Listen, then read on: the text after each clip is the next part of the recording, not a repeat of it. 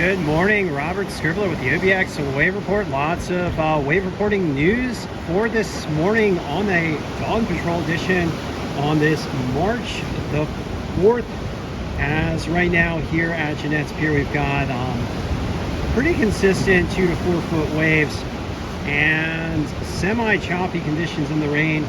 Actually, conditions better than expected, although looks like still some current pushing along. And it is worth noting that it looks choppier than it really is because we've got shallower water here at the pier. So shallower water out to the mid-break, and so that's going to create a lot more foam closer to shore, and that's going to make it look a little bit rougher than it really is. Nonetheless, semi-choppy conditions. Not great form here with some northeast. With some northeast winds blowing, but not as choppy as I expected. We're going to call this semi-choppy, a little bumpy right now. Not too terrible, actually, relatively rideable on this Monday, March the 1st here at Jeanette's Pier. Okay, so let's look at some of the observations provided by the wave monitors, by me, myself, and I, by the, the Wave Watch 3 model, and by the National Weather Service. Right now at Nag's Head, we're going to call this 2 to 4 foot and semi-choppy, east-southeast swell at 4 foot and 9 seconds, northeast winds at 18 miles per hour. Actually, probably not about that strong. I'm going to call this more about northeast is about 12. 55 degree air temperatures. Ocean water temperatures warming up a little bit, 49 degrees. That's about 4 degrees warmer than it has been over recent weeks. We've got a low tide right about now between 7 and 8 a.m. and a high tide, looking forward to a high tide between 1 and 2 p.m. this afternoon. That's for the east-facing beaches of the Outer Banks. At Rodanthe, we've got 3 to 5 foot and choppy to semi-choppy conditions with an east-southeast swell at 5.1 foot and 9 seconds. Northeast winds at 21, rainy conditions there as well. Air temperatures 56 degrees Fahrenheit, ocean water temperatures 57, getting close to that 60 degree mark. And at Buxton, we've got 3 to 5 foot and choppy conditions in southeast swell at 5.3 foot and 9 seconds, a bit bigger and beefier there at Buxton. Northeast winds at about 18 miles per hour. Air temperatures 61 degrees Fahrenheit, ocean water temperatures 58, and last of all at Frisco, 4 to 5 foot and choppy conditions. We have an interesting forecast ahead of us, okay? So for today, we do expect 3 to 6 foot waves and choppy to semi-choppy conditions.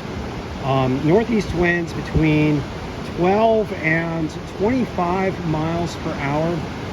Temperatures in topping off in the 60s, going to be closer to the upper 50s as you get closer to the water, given those cooler water temperatures. And rain throughout the day. Mist this morning, likely starting to clear up by afternoon. For tomorrow, looking good, 3 to 5 foot and clean through early to mid-afternoon. Further north you are, the cleaner it will tend to be. So we're looking at probably good waves, clean conditions, Rodanthe north for tomorrow.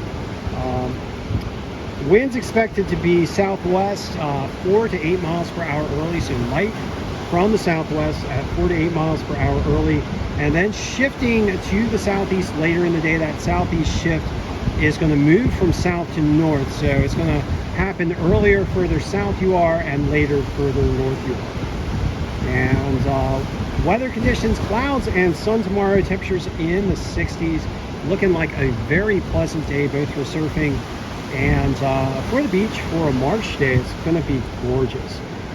On Wednesday, we get a shift once again to gnarlier weather with 3 to 7 foot waves and choppy conditions.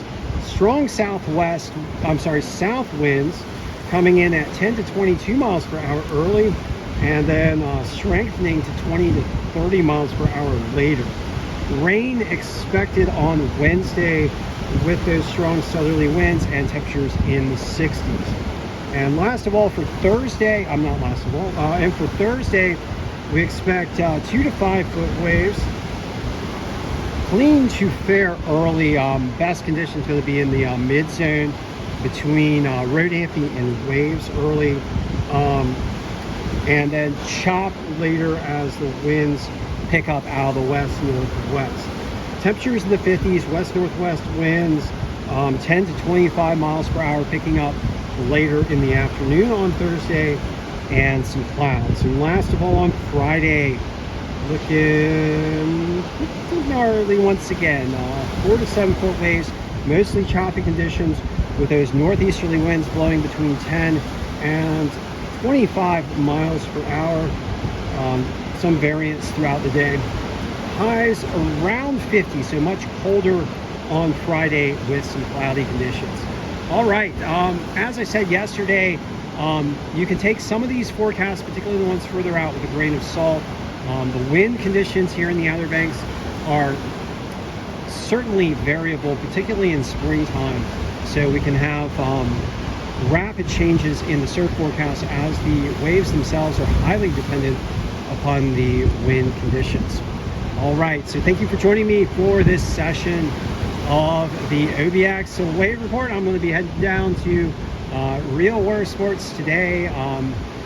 Check them out. They've got a lot of surfboards in stock right now. I got some new shipments of lost surfboards, and great deals on wetsuits still to be had. We still got those cold water conditions, so check them out. And also, please do everything you can to help protect our coastlines from the impacts of climate change driven by fossil fuel burning, those impacts being rising sea levels, more intense storms, ocean acidification, and ocean heat waves, all of which we feel here on the coastline. The primary solution to the climate crisis right now being the rapid deployment of clean energy, which will help reduce the impacts of climate change. Unfortunately, we've locked in some bad impacts, but the less fossil fuel we burn going into the future, the better things are going to be, and the more able we will be to mitigate those harms, and possibly also get the climate system back on track by drawing down the carbon. But the more carbon we put into the atmosphere, the harder it gets to do that, and drawing down carbon is a much more difficult and costly process than actually just shifting the energy system. I know that sounds like a big deal, but the bigger deal would be drawing carbon out of the atmosphere once it's already in it. And of course, we're going to need those mitigations, things to help protect our coastline, such as building up the coastal infrastructure and protecting our beaches and protecting our roadways, and particularly the arteries that get us to the various locations on the coast. All right, so thanks for joining me for this session of the OBX Wave Report. Hope you guys get out there today, and particularly tomorrow, because tomorrow's looking really good in the forecast. Hopefully the forecast lines up as expected. All right, thank you once again, and I will be back with you shortly.